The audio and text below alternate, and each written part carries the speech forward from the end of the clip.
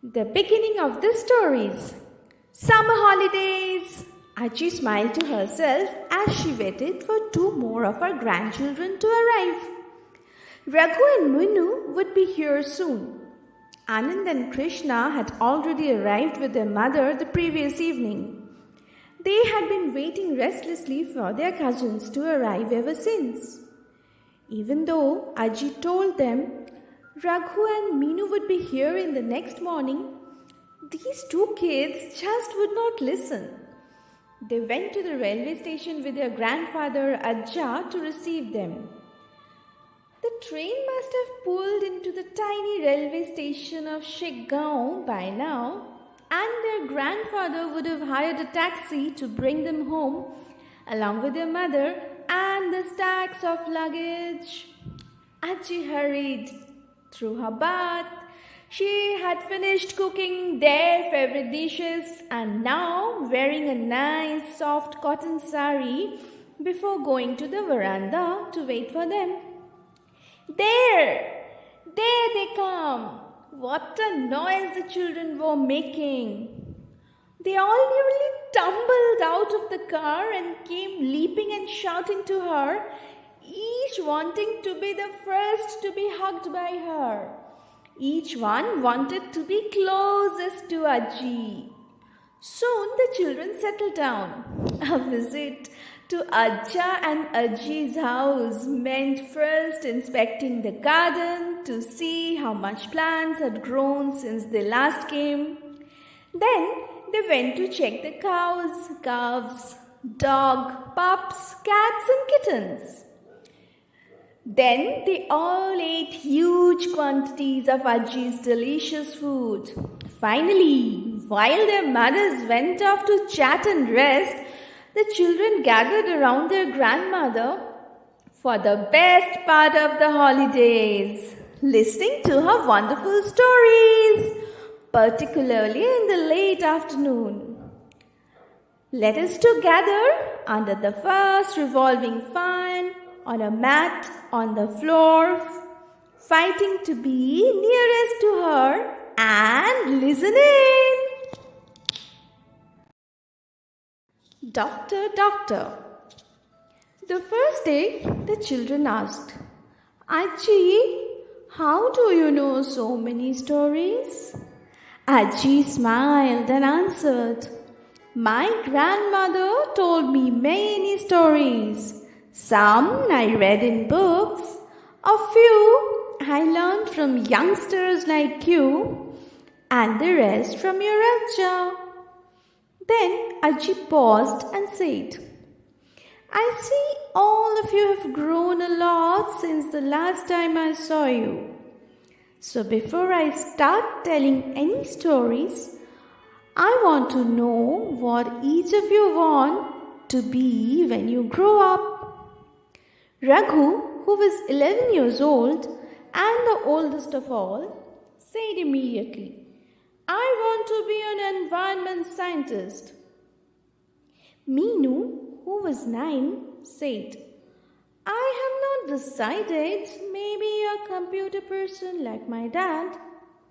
Anand, who was by then 10, said, I want to be an astronaut.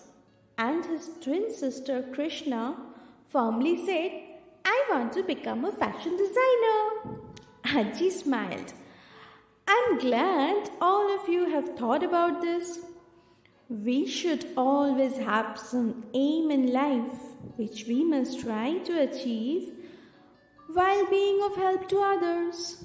Now, let me tell you a story of a person who learned just such a lesson. Shall we too join Aji and her gang of young friends to hear the story?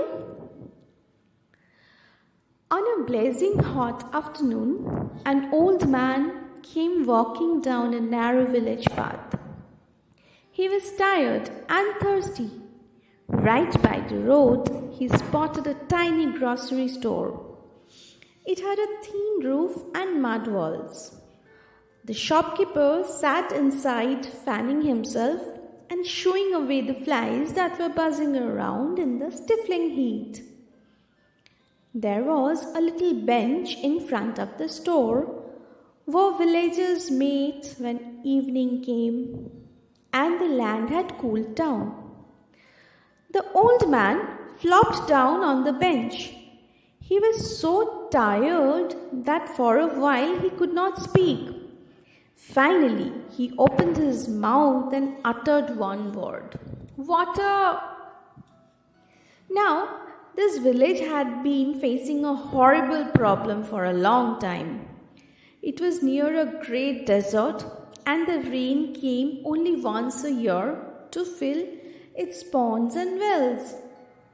But the rains had disappeared for the last 2 years, and the villagers had been making to do with water from a far away stream. Every morning, groups of men and women walked a long distance, filled their pots from the little stream, and used that whole day. Naturally, no one wanted to waste even a drop of this precious water. Yet, how do you say no to a thirsty, tired old man when he asks for water? Without a second thought, the shopkeeper Ravi, who was very kind-hearted, poured out a tumbler of water from his pot and gave it to the old man. The man drank it up greedily. Then he said one more word, "More," and without waiting for Ravi to give it to him, he lunged for the pot, picked it up, and lifting it to his lips, drank up Ravi's entire day's supply of water. Poor Ravi, what could he do? He just stared in dismay. Then he thought himself, "Never mind. After all, I did help someone in need." The stranger, meanwhile, now seemed to feel better. He handed the pot back to Ravi, gave a smile that filled Ravi's heart with warmth, and said, "My son, always be kind like this. Help everyone who comes to you like you help me, and you will be blessed." Then he picked up his stick and slowly hobbled down the road. Ravi watched the strange old man disappear into the distance, then returned to his shop. The afternoon heat grew worse. After a while, Ravi felt his head was about to burst with a headache. His lips were parched and his throat hard. It was so dry. He really needed a drink of water. But the visitor had finished it all up. Hoping to coax a drop or two out of the pot, Ravi lifted it to his lips and tilted it. Imagine his surprise when a gush of water ran down his face. It was sweet, refreshing water which not only quenched his thirst but wiped out his headache too. Ravi was staring at the water pot, trying to figure out what had just happened. When Karim limped into his shop, Karim was a young man who had hurt his leg in an accident many years ago, which had left him with a limp. When he was unwell or tired, his limp would become worse. Karim too flopped down on the bench in front of the store and caught his breath like the old man. Then he fished out a shopping list from his pocket and handed it to Ravi. As Ravi started packing up the items listed on the paper, Karim opened a little bundle of food and ate his lunch sitting on the bench. Finally, he wiped his mouth on his scarf and pointed to Ravi's pot of water. "Mind if I take a little sip?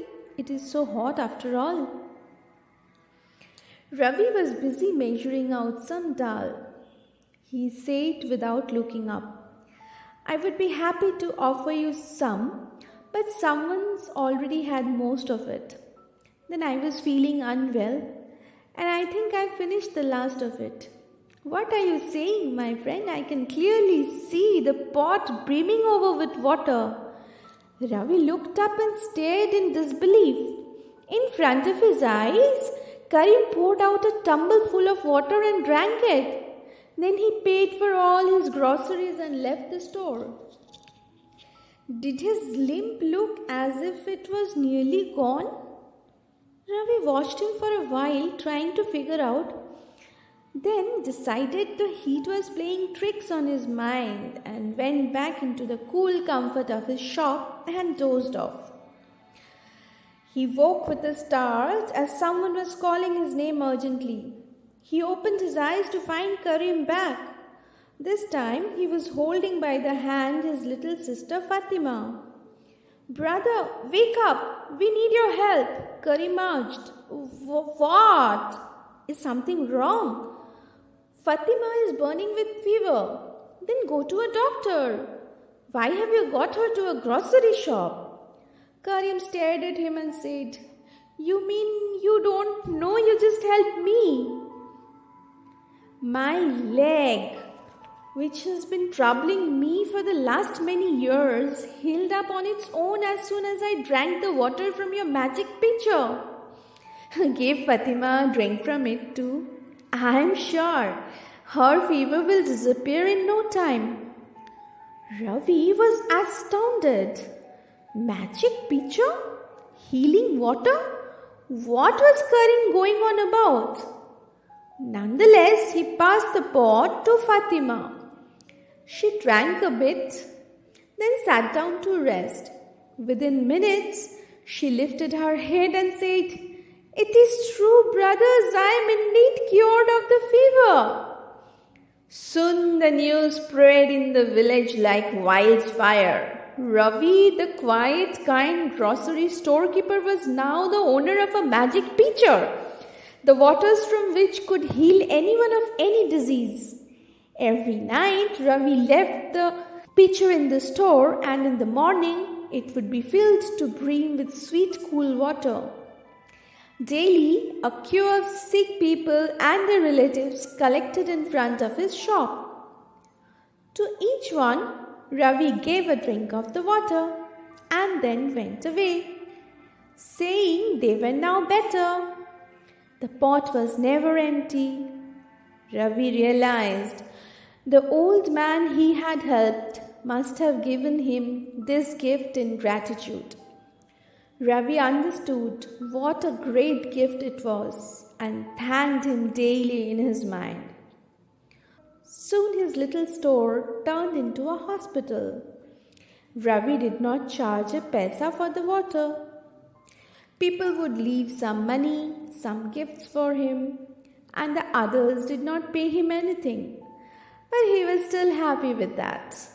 One day, a rich landlord's servant appeared at his doorstep and said, "My master is unwell.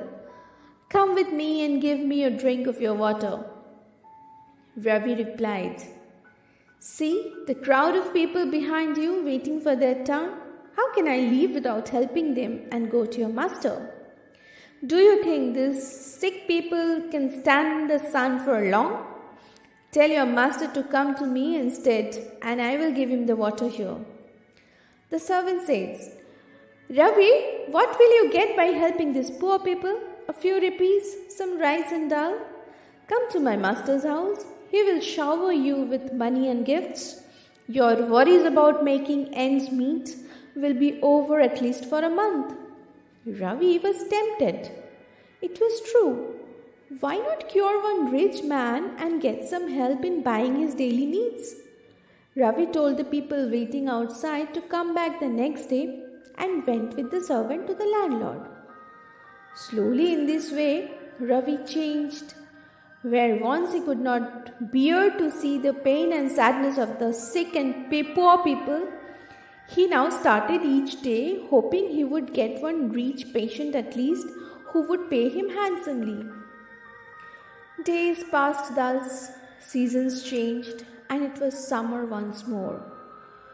Ravi was in his old store, writing up his accounts, when the voice of an old man quivered in his ear.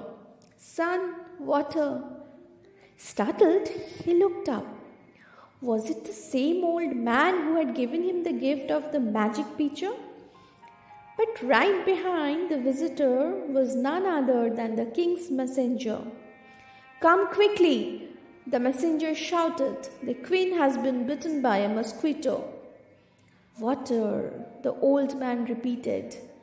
"The queen is unwell," the messenger shouted again. Ravi looked from one to the other.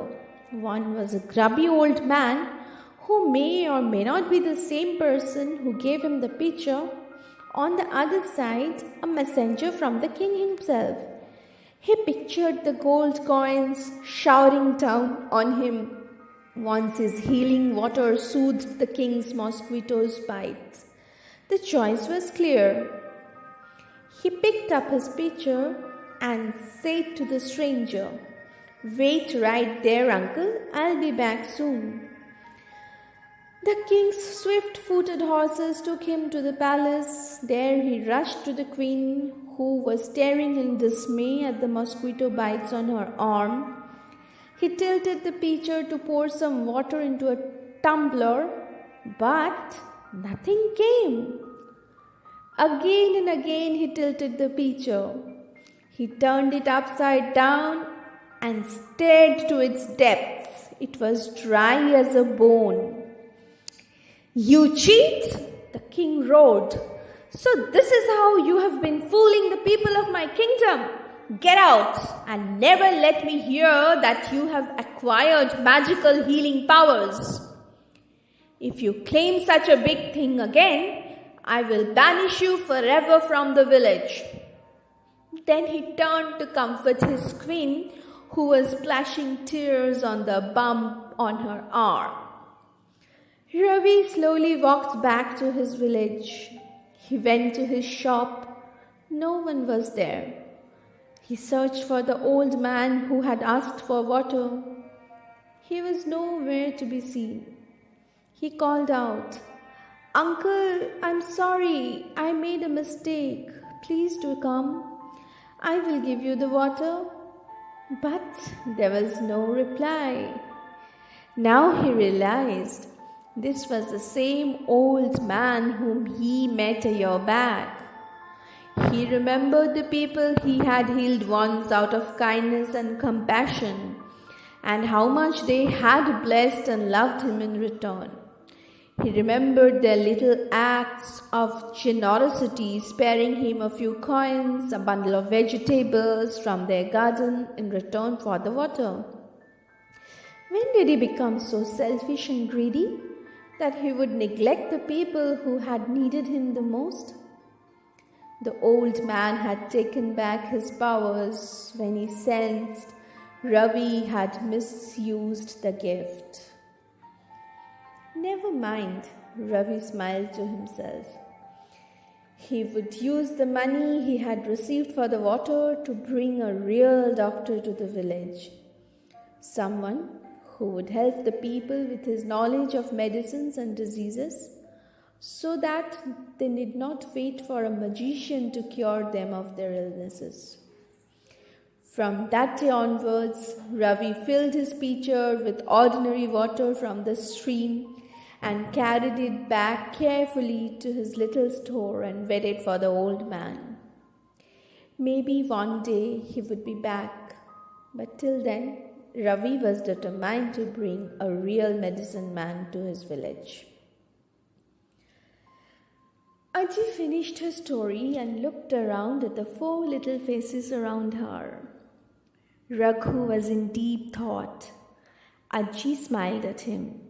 Then the children shouted, "Aji, tell one more story." "Aha," Aji said. "Too many stories a day are not good either. One laddu is very sweet, very delicious, but if you eat laddus all the time, there is no fun. Go and play outside. Tomorrow I will tell you another story." With that, she got up and went to the kitchen to supervise the dinner.